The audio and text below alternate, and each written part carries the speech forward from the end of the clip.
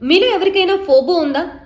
మీ చుట్టుపక్కల లేకపోతే మీ family members, రిలేటివ్స్‌లో ఫోబో లాంటి మనస్తత్వం ఉన్న వాళ్ళని మీరెప్పుడైనా చూసారా?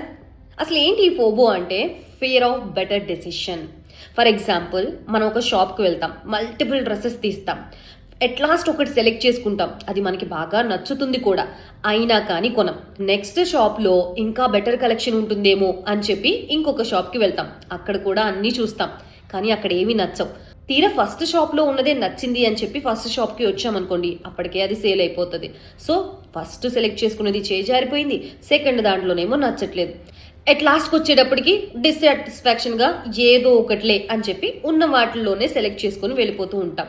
ఇది ఓన్లీ డ్రెసెస్ విషయంలోనే కాదు. వాళ్ళ కెరియర్ విషయంలో కానీ, పర్సనల్ విషయాల్లో కానీ, పర్సనల్ లైఫ్‌లో తీసుకునే డెసిషన్‌కి సంబంధించి కానీ, వీళ్ళు ఇదే విధంగా కన్‌ఫ్యూజన్‌లో ఉంటారు. ఇంకా బెటర్ ఆప్షన్ ఉందేమో అని ఆలోచించి ఉన్నదాన్ని పోగొట్టుకుంటూ ఉంటారు. ఆఖరికి డిస్సాటిస్ఫాక్షనే మిగులుతుంది.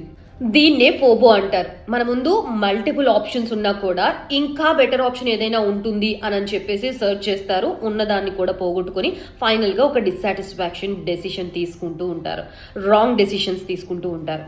ఈ ఫోబో అసలు ఎందుకు వస్తుంది అని డాక్టర్స్ని అడిగితే నిరాశ, గతంలో జరిగిన అనుభవాలు, సిచ్యువేషన్స్, అలాగే ఫ్యామిలీ మెంబర్స్ వాళ్ళ మీద పెట్టుకునే ఎక్స్పెక్టేషన్స్ వల్ల కొంతమంది ఈ విధంగా ఆలోచించాలి, బెటర్ ఆప్షన్ కోసం ట్రై చేయాలి అనే మైండ్ సెట్తో ఉండడం వల్ల ఈ ఫోబో వస్తుంది అని అంటున్నారు.